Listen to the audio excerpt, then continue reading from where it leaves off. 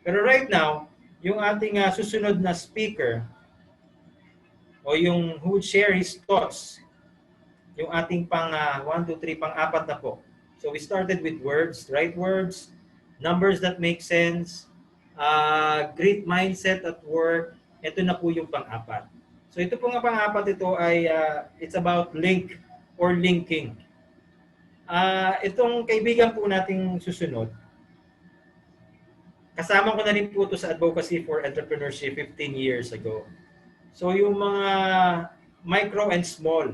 So we've been linking to academies, civic groups.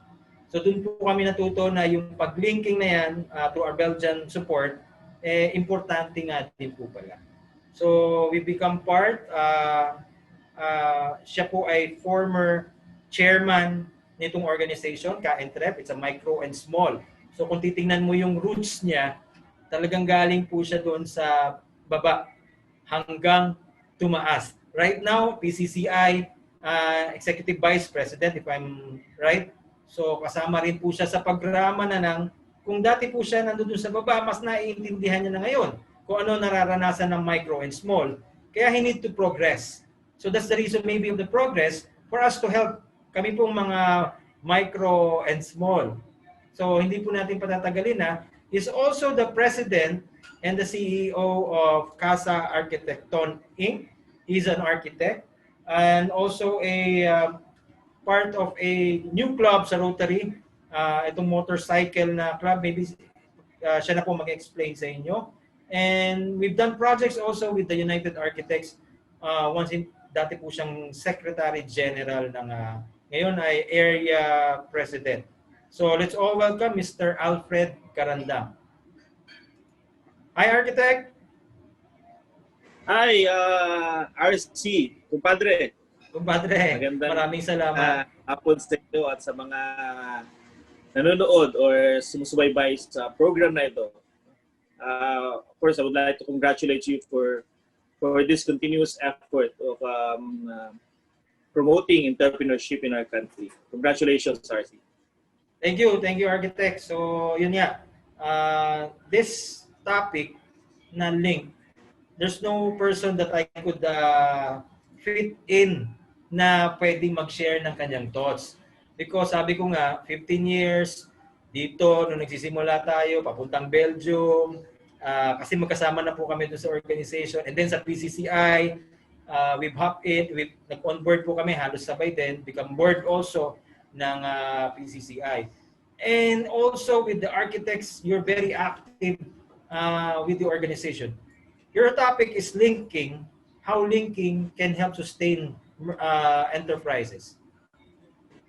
All right, so RC, let me start with the thought that tama ngayon, we've been together for so long. Ngayon ko na-realize 15 years na pala, nakapayat pa tayo before. Well, the question is, what happened to small businesses? No, when a big company or a multinational company would suddenly open in their neighborhood, no, suddenly you will feel you're crushed, no? You will feel that you're threatened, you're bullied, and there's no way to compete with them. No? These are big guns, ika nga, no?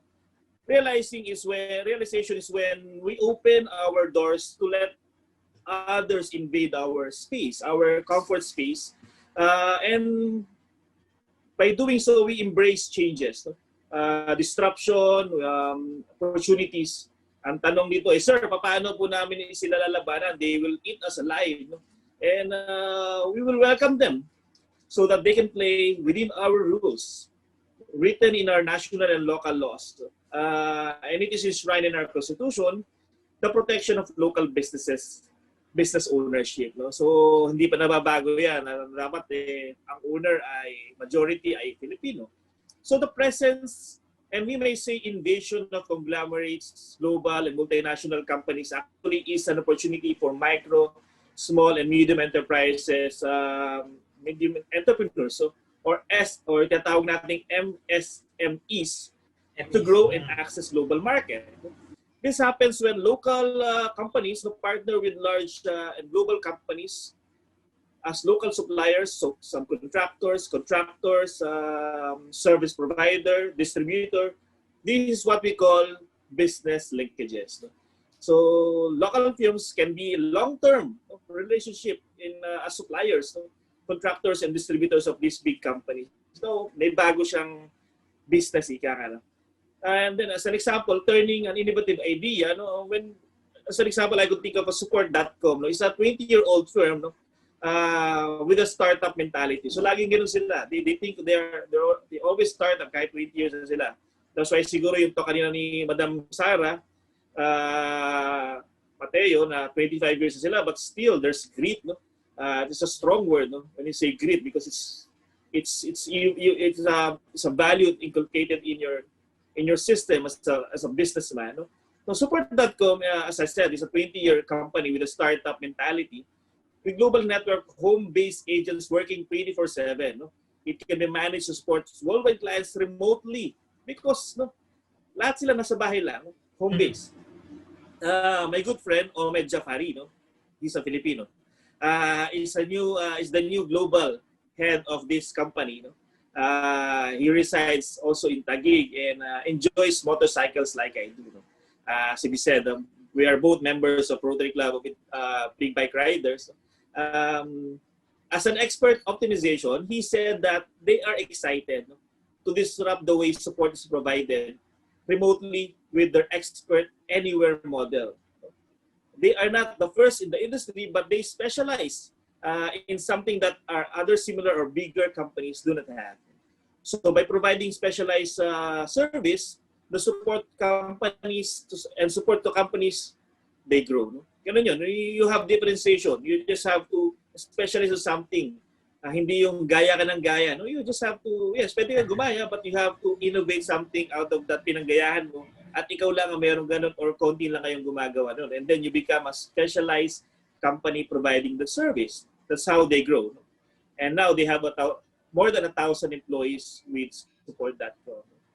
Another success story of supporting other companies by providing them quality office furniture is from another good friend of mine, also a member of Rotary Club of Big Bike Riders, is Omesh Baswadi, also a Filipino. No? Mga foreign sounding names sila, pero mga Filipino po itong mga to, pinanganak sa Pilipinas at mukha lang silang foreigner. He is the founder and business owner of KasaArkhitekton. So true to his name, siguro narinig nyo na, nakabili na kayo ng furniture sa kanila. True to his name, when he was starting and up to now, he offered affordable and quality-made office furnitures and other office fit-out needs. I am a customer long before we become friends, and because of that, he's now obligated to give me discounts. And ika nga kami, panagos kami, is more cost-less and not cost-less dyan. No?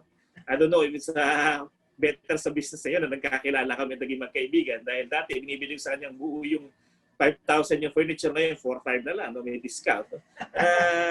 Well, kidding aside, his model of service of helping companies set up its physical workspace hit him his jackpot. Yun ang kanyang namang niche, no? Helping those office spaces, no? Makapag-set up. He practically did everything when he was starting. From importation, assembly, kasi na-assemble yung furniture, RC. Pag dumating dito yan, magkakahiwala yan. Siya mismo nag-assemble niya, no? Kalas-kalas yan, no? And then he also did the marketing and even deliveries, no? Pagka nag-deliver siya, iniiba raw niya yung pangalan niya. Kung Omesh talaga siya, pag nag-deliver siya, pangalan naman niya, Mike. So, many hats, many hats. Many hats. So, manager, owner as Omesh, and manager, pag nag-deliver siya, nag-marketing, pangalan niya naman niya, Mike. He is now expanding to become the go-to store, no? Both online and go to his branches of stores, no? Of office furnitures and office fit-out construction needs.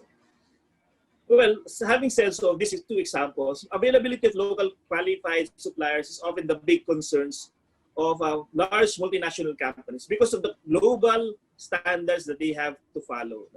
So they have to set rules before they can partner with local, medium, micro, small, and medium enterprises. And the usual concern of these MSMEs are the limited access to information and finances. Kulang ang ng finances.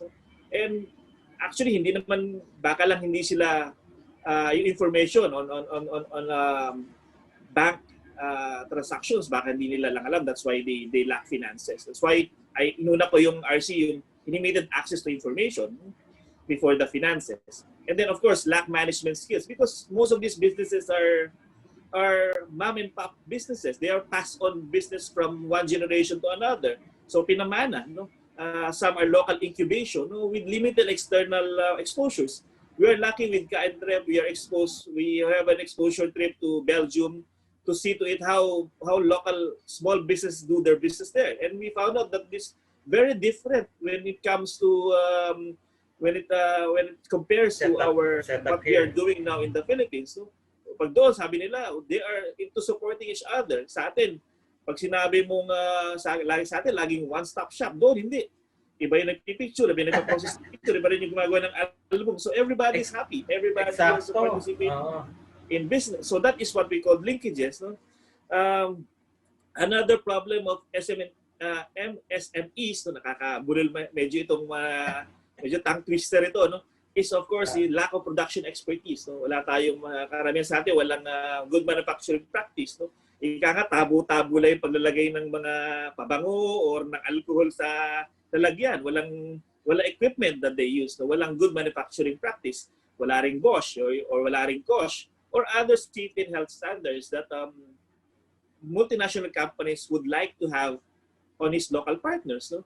And match product quality requirement, no, yung tinatawag nating global gold standards. So ganyan kasi meron sila mga standard na pina-follow because these are multinational companies. They are, when I say multinational companies, most of them came from wealthy countries, no, like USA and Europe, no, and Australia. So another problem of MSMEs are unable to scale up quickly. In order ka nag-offer ka ng isang product sa company, na-approve na lahat. Nag-order sila ng 10,000. Ang laking problema mo ngayon. Paano ka mag-produce sa 10,000 and kaya mo lang i-produce is 1,000? So that is most of the problem of our MSMEs, RC, no? The need to scale up, especially in manufacturing and production, no? Food or any product that would the company needed immediately. No? Understanding the mutual interest of large and small enterprises is often the job of business linkage facilitators. Who are these business linkage facilitators? Ito yung kaninang nagsalita, yung presidente natin ng PCCI. No? They are the advocates of business in the Philippines. So, example, sabi ko na kanina, is Philippine Chamber of Commerce and Industry, especially Quezon City, medyo biased tayo ng PCCI-QC, or groups like Go Negosyo or Philippine Franchise Organization, which ito, kanina yung speaker mo, si member din natin sa PCCI-QC, si Guru, Business Guru, Franchise Guru, Bus Bartolome. No? I'm sure he opened up a lot of opportunities for businesses here. Was listening about what is really his franchise. Actually now in the States, no? Bringing in Filipino products and services and companies in the States. So may pandemic doon pero nandun siya. Pero because to assist these companies going in the US market. This another that is what we call business linkages. No? You should join, payo natin lagi, you join and affiliate yourself with a reputable organization like PCCI-QC or PCCI as a national, because there's a lot of chapter. If you are in Cebu, there's a PCCI Cebu. There's in Davao. There's also in other areas and provinces and cities in the whole Philippines. This is joined in one umbrella of PCCI, which is called the single voice of business in the Philippines. So, pagka mayroong policy na pinapatupad ang gobyerno, hinihingi nila ang opinion ng PCCI, Philippine Chamber of Commerce and Industry. Dahil importante ito. No? It's because the improvement of linkages and opening of opportunities to local entrepreneurs to become partners with multinational companies and large companies are made possible through business groups like PCCI-QC. The Chamber is the organization that understands human resources, expertise, business matching, and they have a vast network of member enterprises, local chapters all over the country that can support large corporations that will benefit from the following. Ito yung beneficial sa mga large corporation pagka nakipag-partner sa mga local. Getting reliable suppliers because you are a member of a reputable organization like PCCI. You are already you are already met the gold standard of being a reliable supplier. And because you are a reliable local supplier, the large multinational companies will reduce costs in terms of production. Hindi nila kailangang bumili sa bansa nila to produce bread. They have to buy local farmers. No? They have a much better use of their resources. No? And of course, with partnering with local entrepreneurs, local businesses who will meet their standards, they increase their productivity. At the same time, RC, yung mga local MSMEs with now linkages and partnership with multinational companies will benefit by getting more customers, access new markets, including international ones, because they already partner with multinational companies. So when these multinational companies have presence in ASEAN and APEC countries, kasama sila kung walang iba naman magsusupply sa kanila. No? Of course, you have new market, no? Access to technologies. No? They will be, of course, if you're a Japan-based company, they will be giving you new technologies to use. No? Improve managerial skills because you've learned now, being local, you'll now inculcate international standards. So you become more skilled, no? In terms of your being in managing your business. And of course, now you will be enhanced competitiveness kasi medyo may kumpiyansa ka na. Kasi meron ka nang nakapagsimula ka na mag-partner sa isang large multinational company. That's why you grow because meron ka kumpiyansa. Marami kasi sa ating mga local companies do not grow because wala silang kumpiyansa sa sarili at di sila makakapag parang they felt that they are insecure because they are being stepped down or parang nasasapawan ng malalaking kumpanya. Pero hindi yun. It's actually business linkages. As I said at the start of my talk, no, local businesses do not need to be afraid or feel insecure with global companies coming in because government will definitely impose existing or create supportive policies. These policies will be democratically executed through its lead agencies in the government like DTI, SEC, DOST, etc. No, marami namang even DPWH, you have some businesses on it. Basta merong business component, these government agencies are the lead. But DTI and SEC, DOST are most of the lead of these business ventures, no? Of the business policies. And of course, as a government agency, they encourage and engage multinational companies to partner with local companies. So, sinasabi nila yan. Pag papasok pa lang dito ang multinational company, SEC will say, okay, certain percentage of your employees, certain percentage of your supplier should come from our local pool of human resources and local pool of suppliers. So, ganun yan. No? They are committed in local development agencies to facilitate linkages, itinatawag nating public-private partnership. This is what the government is doing. No? Di kulang lang tayo sa information that the government really works for us, especially the business people. Kanina babanggit ni Sir RC yung NEDA, no? Nababanggit niya yung si secretary, no? May mga ginagawa nila. The government will facilitate its local business sectors to meet global standards. No? Meeting global standards or globally accepted standards, you can see in the news now there's a crackdown of unregistered or untested products and materials. This is what these government agencies are doing. No? They want you to be, kung nagpapapasok tayo ng mga foreigners dito or multinational companies na susunod sa ating mga batas, dapat tayo mga local companies ay susunod din sa mga batas na pinapatupad. That's why we are playing in a fair playing field. No? Parehas tayo ng rules na sinusunod. No?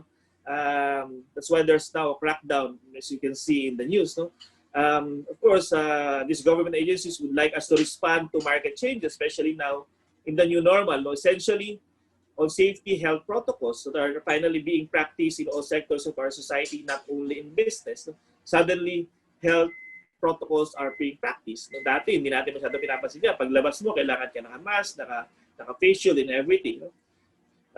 Of course, these government agencies would like us to become competitive, no? Making our local entrepreneurs stand out and of superior quality both products and services. That's why meron silang mga product na may mga pa-seminar sila, meron silang mga exhibits na ini-encourage yung mga ating mga local entrepreneurs to exhibit their products. Meron din na tawag na OTOP, one town, one product. No?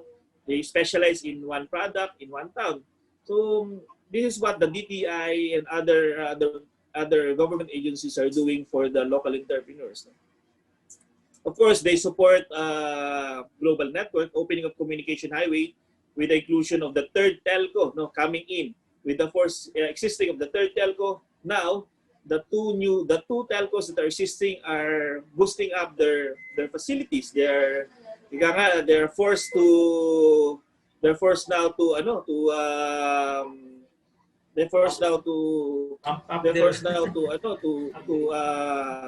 maximize their services. No? Not waste time. And of course, now also there's newly open roads for business. Hindi na sasayang yung oras natin ngayon sa pagbabiyahe kasi because of these newly open networks of roads. SLEX, ang bilis na. From Buendia to Bulacan, it will take about 15 minutes. Hindi ka na magpapas ng EDSA. These are new developments being brought about by the government changes. No? Because of the political will of the government to support and implement these projects. No? Because of this, implement boost economy activity throughout the country. And successful entrepreneurs who have grown together with large and multinational companies through linkages have gained the following: opportunity-seeking initiatives, demand for efficiency and quality, information-seeking, and persuasion and networking. When we talk about networking, this pandemic have seen growth of online business, RC. No? Alam mo yan, you're into the group that you are leading is Association of Entrepreneurs of Online Selling. No? This pandemic have grown the virtual transaction of business. There's Lazada, Shopee, and other online selling platforms have been used now more than ever. GCash have raised its user. No? Even my 12-year-old daughter have opened her Shopee store. And sells case stickers and stuff which she imports bulk by herself. No? She's here. By herself also using online transaction.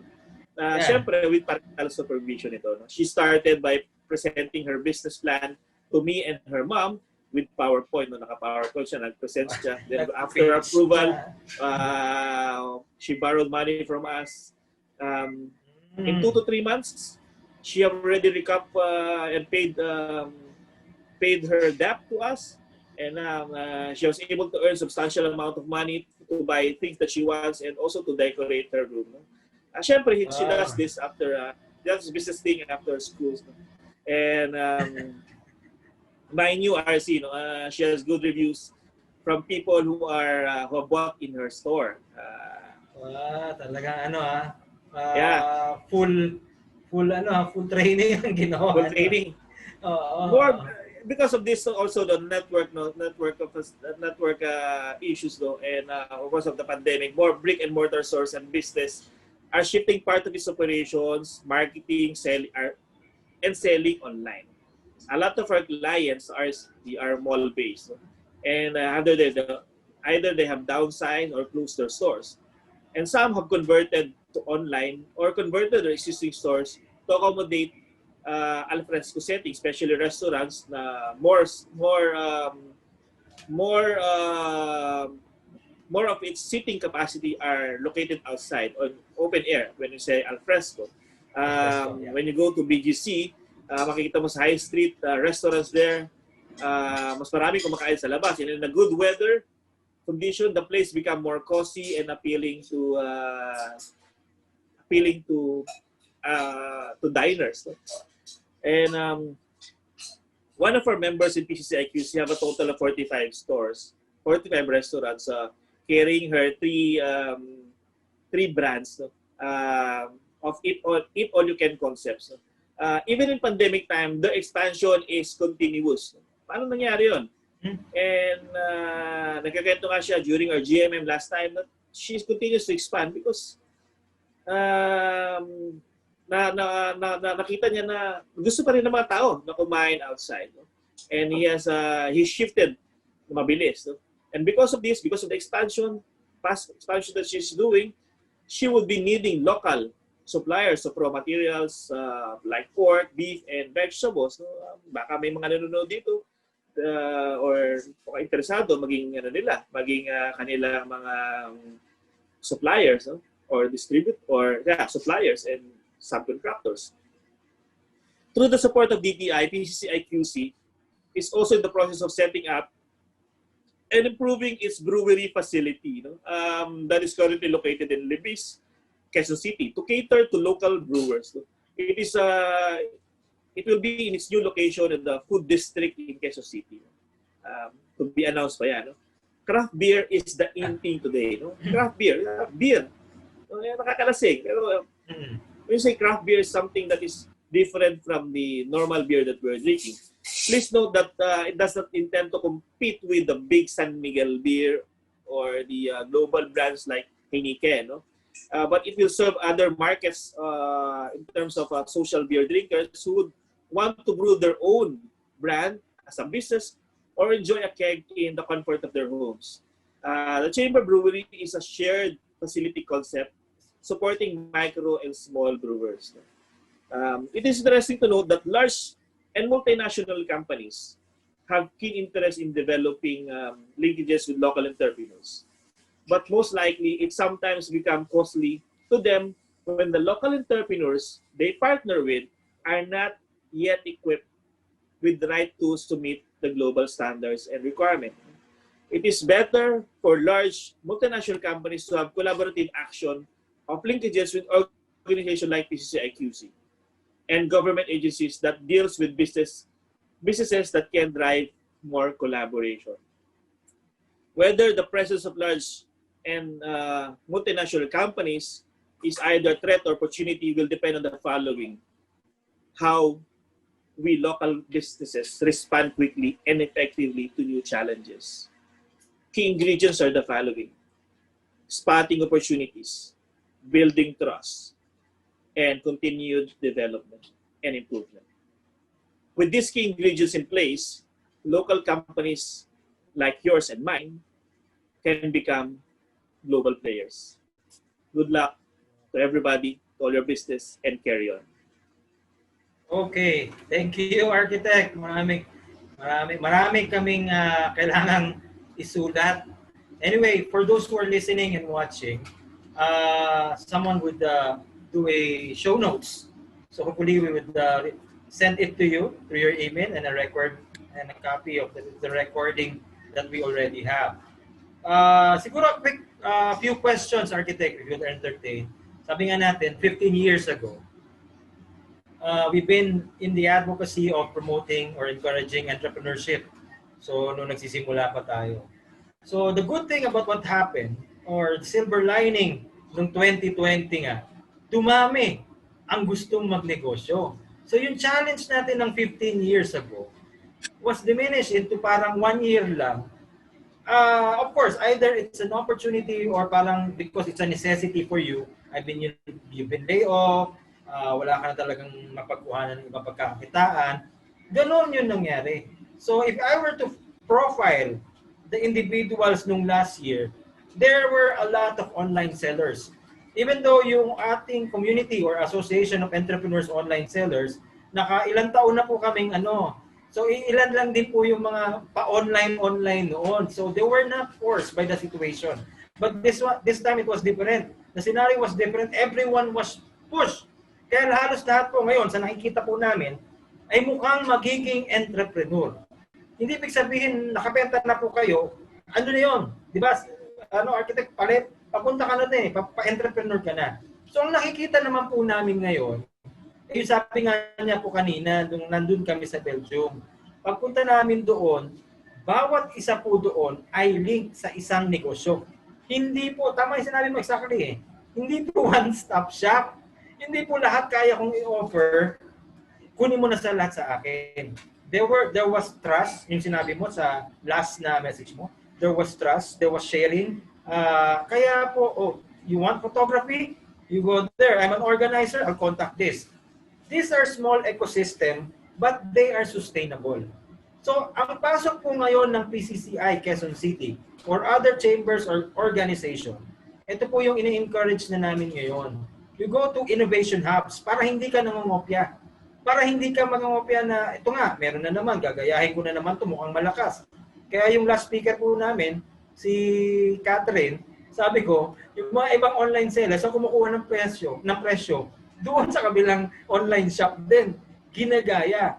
Pero sabi nga ni Catherine, you have to check yung costing kasi nga gumagaya ka nga, baka liit na lang ng margin mo. So dito po, correct me if I'm wrong, ngayong entrepreneur ka na, papunta ka na, nag-online selling ka na, ang ginawa po sa akin, nag-open ng mga other opportunities. Marami po ako natutunan sa PCCI Chamber, especially napunta ako ng board. Kaya talagang you were forced to serve. Service talaga po ang naging nangyari, and at the same time, an exchange. Yung exposure, yung partners, yung linkages na meron ka, and then yung mga shared facility. Tama ba, Architect? Yun yung just to highlight what the local chambers or what the other linkings are doing. PCCI QC as a intermediary group, no? When you say intermediary group, this is the group that or organizations that link you because hindi dahil sa mahina ka, because nakikita niya ano yung potential of business mo. No? Ano yung pwede mong, pag nag-link ka sa isang business, you will become stronger. This is what PCCI QC job matching or business matching na tinatawag, no? And within the group, we also get our own suppliers, we all service providers of our the things that we need in our business or personal needs also. Yan yung ginagawa, no? Kaya kasi ang hirap kasi sa karamihan po kasi natin na RC ng mga ating mga entrepreneurs, no? They are easily afraid, no? When they become easily afraid pagka nandiyan na yung threats, no? Tatawag, madali silang natatakot, madali silang nabubuli. But you have to see it as an opportunity for you to grow, develop, and spot opportunities. Spot opportunities, ano ba? May nagbukas na mall.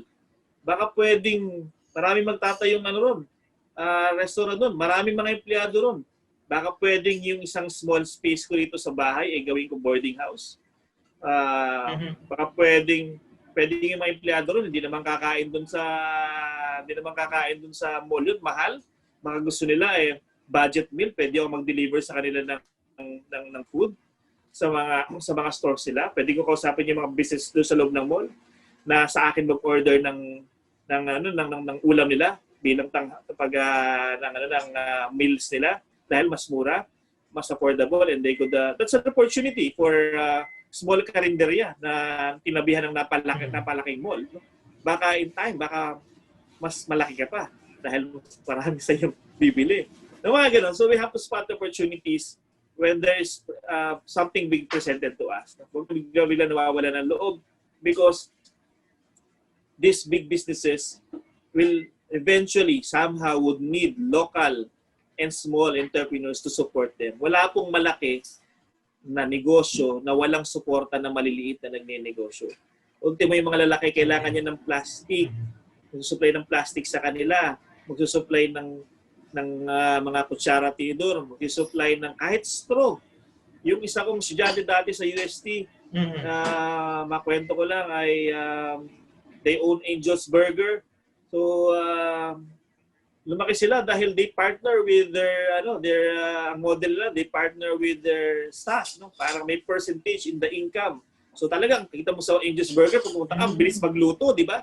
Kasi gusto niya, malaki kito niya, marami siyang may benta kasi meron siyang percentage. At yun, dahil marami rin silang nabebenta, they would need, of course, bread supplier, patty supplier, vegetable suppliers, lahat ng klaseng suppliers they would need all over the country. Ganun din yun. Of course, andyan din yung ating favorite pizza na silat sa pizza kay Ma'am Tess niya. Ma'am Tess, di ba? na she would be needing suppliers for the key ingredients in her pizza. The dough, the wheat, the mga pepperoni, pineapple, everything. All of this, they're now big businesses. But they would be needing local small entrepreneurs to supply them of all this stuff that they would be needing to operate, to be successful. So you have to spot your opportunity. You have to spot your opportunity. Matandaan mo, RC, meron tayo dating members sa Kaintrep na their business is supplying yung mga ingredients ng halo-halo ng halo-halo sa Chowking. Di ba? Sila nagsusupply ng mga ingredients ng halo-halo sa Chowking. Nakalimutan ko yung name ng kanyang company. But we are amazed. Yun ang kanyang negosyo, mag-supply ng mga ingredients ng halo-halo sa Chowking. So, hindi yung buong business na sinusupply niya. Isang product lang ng negosyo yun. Pero ang laki ng negosyo because of this. Lumaki. Siguro another parang testimony of mine joining the chamber. It will inspire you, nakaka-inspire ma-meet yung mga tao. Nakala mo lang malaki agad. Di ba? Siyempre, pag nakita mo sa TV, sa libro, you've read about their stories. But once you get acquainted, then you talk about yung mga strategies o nalugi ka ba dyan o wala ka ba natatrabaho. Yun una nakikita mo talaga yung parang real talk na, ang tawag nila, may real talk na nangyayari. And then you begin to inspire na, pwede pala, so pwede akong mag-grow joining the chamber.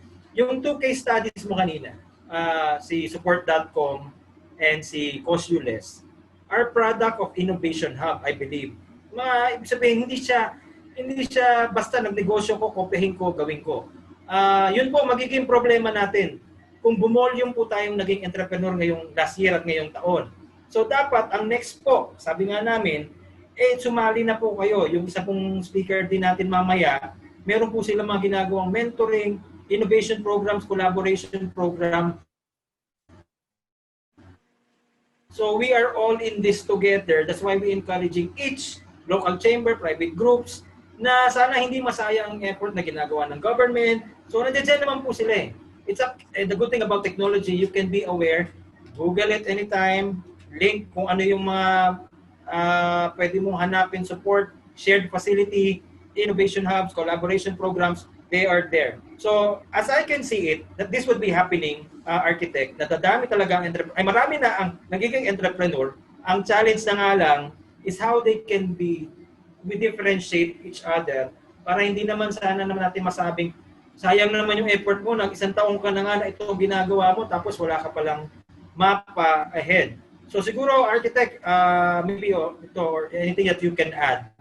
Ano yung pwede mong either forecast or message 2021 for this budding entrepreneur startups and everyone in the community? Of course, for last, I will just give an example of my own business. I'm into designing construction.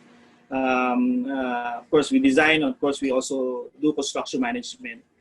Ang una namin laging sinasabi sa companies that we have to be trustworthy company.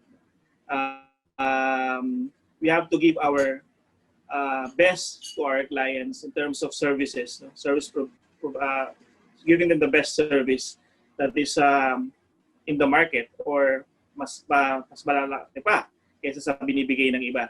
So that's we give a good price also within the bounds of within the law. Kasi we have to follow certain rules also. In terms of professional fees and charges, no? And this you have to let your clients understand. And growing as a business in terms of design and construction as an architect, you have to understand that you need suppliers and support from other professionals. That's why we are always in constant partnership with our other professionals like the structural engineers. Kung narinig nyo, si RC, engineer yan. Hindi namin mga arkitekto, hindi naging kaaway lagi ang mga engineers. No? Dahil dapat yan, nagko-collaborate. No? Peace yan, collaboration. Also in terms of you need suppliers to support you.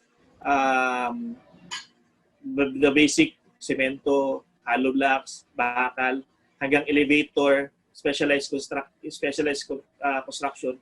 you will be needing this pool of suppliers. So, as a parting words is that um, as a businessman, you have to be transparent to your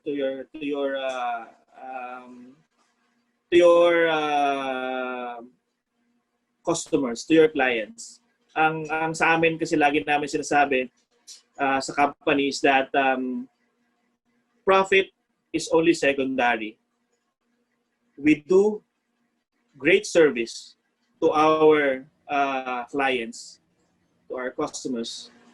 That's why they've been there for the past 20 years of my practice as an architect. More than 20 years. My clients are still there. They're still the same clients that I have 20 years ago. They're because of the trustworthy, because of the service that we give to them. And if you give good service, great service to your clients, profits will just have to follow. That is the reward of society to your good service. That would be all. Thank you very much. I hope you have a lot of takeaways in this talk from Ma'am Sarah and to me. And thank you very much, RC, for this great opportunity that you've given me to share some of my knowledge to our budding entrepreneurs and existing entrepreneurs here in your circle. Thank you, Architect. I'm also a testimony of your service above self. So we've been into other projects. Kaya nga that's why in my post, kung meron pong link quality ratio, ito po yung taong talagang he opens linkages. Of course, you need to perform or you need to deliver in order to quantify na talagang you are reliable. So yun po ang ginawa sa akin ni Architect, and to some of the members na micro and small, naging big brother din po siya. So we wish yung progress niya to go forward and upward, kasi every time na siya ay mag-grow po, we learn. Of course, parang sabi po nila, kung ikaw malapit ka sa kusina, di ba, ikaw yung unang maaambunan eh. Kaya nga lahat po ng partners natin, gusto natin pong lumaki. Kasi pag lumaki po sila, ikaw po yung susunod. So yun po sana maging values na nakuha namin, and yun yung sinasabi natin. So once again, maraming salamat, Architect Alfred Carandang, UAP ASEAN Architect. Hopefully we can invite you again for other TVs. Meron ka, sir, paano ka namin susundan? Meron kang sa CBRC TV, meron kang episode eh? Yes, so every Monday we have a TV show. It's called Architect TV under CBRC.tv. Alas 6 ng gabi, tuwing Lunes, nag-uusap kami about sa mundo ng mga arkitekto, sa mundo ng malikhaing paggawa. We talk a lot about architecture and the business of architecture. And we have a website, KasaArkhitekton.com. And I think you also have a page, Alfred Carandang, so you could just follow him para dun sa mga questions nyo, especially if you want to join PCCI, Quezon City, the programs for this year. Sinabi ni Ma'am Sarah kanina eh. So, yun po ang kailangan natin as budding entrepreneurs and as startups. We need to link. So once again, thank you, Architect Alfred Carandang. Thank you, sir.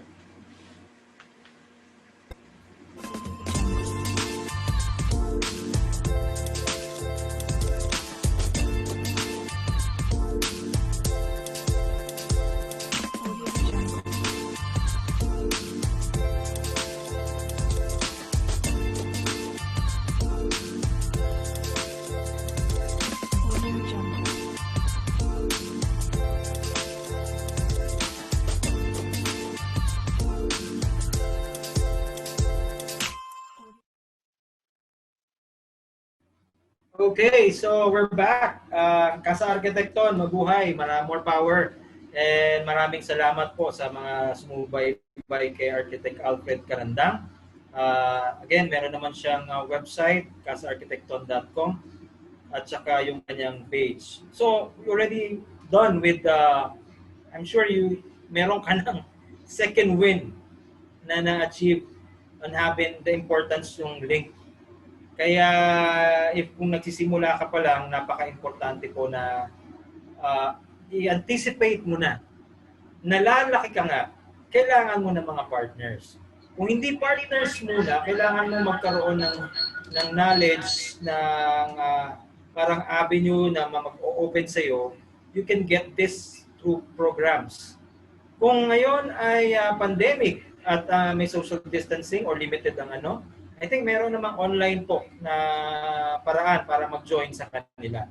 So you need this because we're trying to survive for others ngayong 2021. Kaya napaka-importante po ng mga local chambers, private groups, kahit yung mga small groups lang or community sa social media, malaking bagay na po sila as an extension ng inyong mga, if you want to sell something or you get advice, you get mentoring. So yun po ang aabangan natin.